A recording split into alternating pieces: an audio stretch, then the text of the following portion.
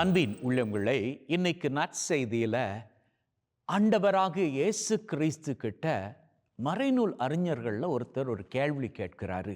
முதன்மையான கட்டளை எது அப்படின்னு சொல்லி.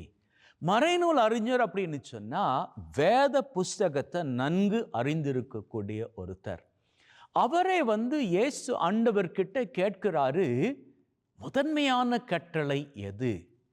அதாவது அவருக்கு தெரியும் முதன்மையான கட்டளை எது அப்படின்னு சொல்லி. ஏன்னா அவர் வேதத்தை நல்லபடியாக படிச்சிருக்கிறாரு. அவருக்கு தெரியும் கடவுள் கொடுத்த 10 கட்டளைகள். இந்த 10 கட்டளைகள்ல முதன்மையான கட்டளை எது அப்படின்னு சொல்லி அவருக்கு தெரியும். இருந்தாலும் அவர் இந்த காரியத்தை கேட்கின்ற பொழுது அதனுடைய பின்னணி என்னவாக இருந்திருக்க கூடும்? ஆண்டவராகிய கடவுள் மோசே மூலமாக இஸ்ரவேல் ஜனங்களுக்கு கொடுத்த கட்டளைகளின் எண்ணிக்கை வெறும் 10 கட்டளைகள் தான். வெறும் 10 கட்டளைகளைத்தான் ஆண்டவராகிய கடவுள் மோசே மூலமாக ஜனங்களுக்கு கொடுத்தார். அதுல 3 கட்டளைகள் தெய்வத்தை நாம எப்படி வழிபடணும் அப்படி என்பது. ஏனைய 7 கட்டளைகள் நாம் எப்படி நம்முடைய வாழ்க்கையை ஒழுங்குபடுத்தி கொள்ளணும் அப்படி என்பது. ஆக இந்த 10 கட்டளைகளை நாம் பார்ப்போமாக இருந்தால் அவற்றை சுருக்கி நாம் 2 கட்டளைகளுக்குள் அடக்கிவிட முடியும். அதைத்தான் இயேசு ஆண்டவர் நமக்கு இந்த நற்செய்தியில் குறித்து காண்பிக்கிறார். உங்க முழு உள்ளத்தோடு, முழு ஆன்மாவோடு, முழு மனதோடு தெய்வத்தை நேசியுங்கள். அதே போன்று அந்த நேசத்தை நீங்க அடுத்தவர்களுக்கு காண்பித்து கொள்ளுங்கள். இப்போ ஆண்டவராகிய கடவுள் கொடுத்த அந்த 10 கட்டளைகளையும் இயேசு ஆண்டவர் சுருக்கி கொடுக்கின்ற பொழுது அங்கே திருத்தம் செய்கிறாரா அப்படின்னு பார்த்தா, நிச்சயமாக கடவுள் தான் கொடுத்த காரியத்தையே திருத்தும் அளவுக்கு அவர் தப்பு பண்ணுகிறவர் கிடையாது. மாறாக அங்கே ஆண்டவராகிய இயேசு கிறிஸ்து கடவுள் கொடுத்த அந்த கட்டளை இதுதான், இந்த 10 கட்டளைகளினுடைய அர்த்தம் இதுதான் அப்படி என்பதை புரிய வைக்கிறார். ஏன் அப்படின்னு சொன்னா, இந்த 10 கட்டளைகளுக்கும் இந்த 2 கட்டளைகளுக்கும் இடைப்பட்ட காலத்துல ஒரு குறிப்பிட்ட சம்பவம் நடந்தது. என்ன அந்த சம்பவம்? இதுதான் இந்த கேள்விக்கான விடை. ஏன் இயேசு கிறிஸ்து ஆண்டவர் 10 கட்டளைகளை சுருக்கி 2 கட்டளைகளாக கொடுத்தார் அப்படி என்பதற்கான விடை இதுதான். இப்போ ஆண்டவராகிய கடவுள் மோசே மூலமாக ஜனங்களுக்கு 10 கட்டளைகளை கொடுத்துட்டாரு.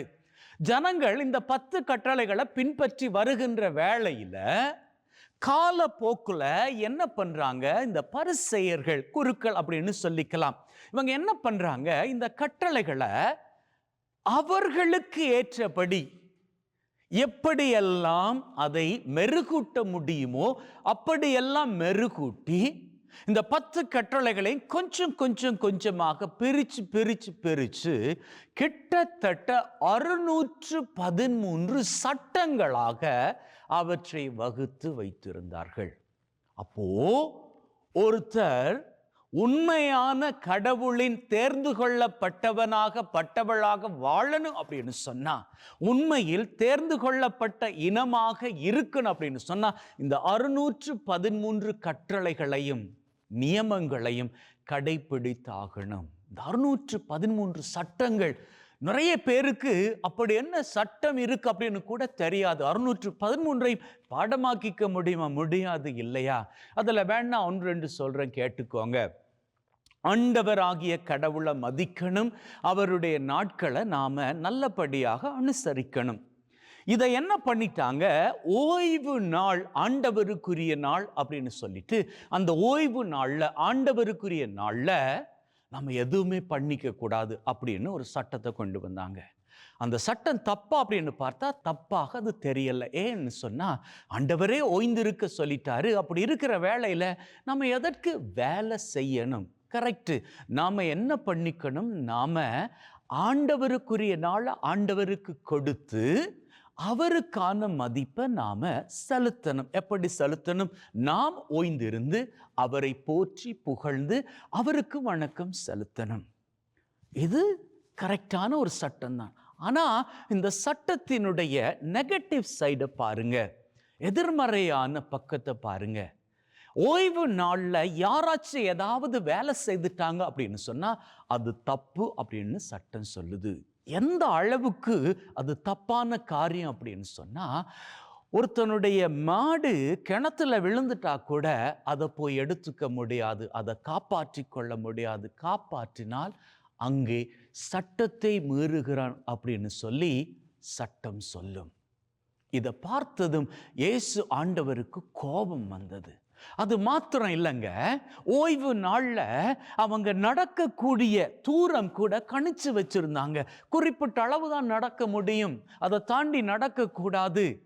இப்படி என்னெல்லாம் சட்டம் போட்டு வைத்திருந்தார்கள்.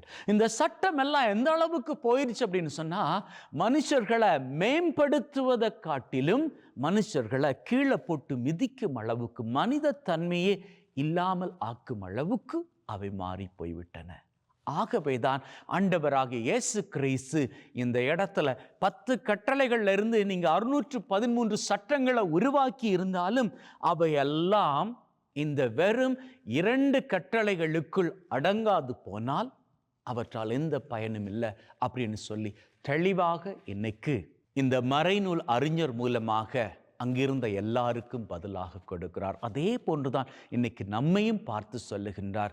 சட்டம் இருக்கிறது, நாம் ஞாயிற்றுக்கிழமை பூசைக்கு போகணும் அப்படின்னு சொல்லி திருச்சபை சட்டம் போட்டு வைத்து இருக்கிறது.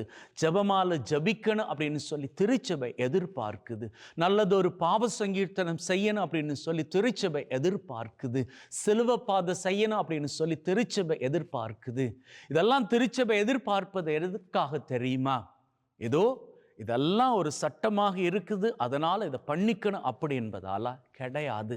இவையெல்லாம் உங்கள் உள்ளத்திற்கு ஒரு மாற்றத்தை கொடுக்கணும், உங்கள் வாழ்க்கைக்கு ஒரு மாற்றத்தை கொடுக்கணும் என்பதற்காகத்தான். ஆகவே ஆழமான அர்த்தத்தை புரிந்து கொள்ளுவோமாக இருந்தால் நாம் ஆண்டவர் நமக்கு கொடுத்திருக்கிற சட்டத்தை, திருச்சபை நம்மீது கொடுத்திருக்கக்கூடிய இந்த சட்டங்களாக நாம் கடைபிடித்து வாழுகின்ற பொழுது இந்த தபசு காலம் மாத்திரமல்ல, நம்முடைய ஆயுள் நாட்கள் பூராகவும் நாம் ஆண்டவருக்கு பிரியமான காரியங்கள் பண்ணிக்கொண்டு அவருடைய பாதையிலே பயணித்து அவர் ஆசீர்வாதத்தை நிறைவாக பெற்றுக்கொள்ளலாம்.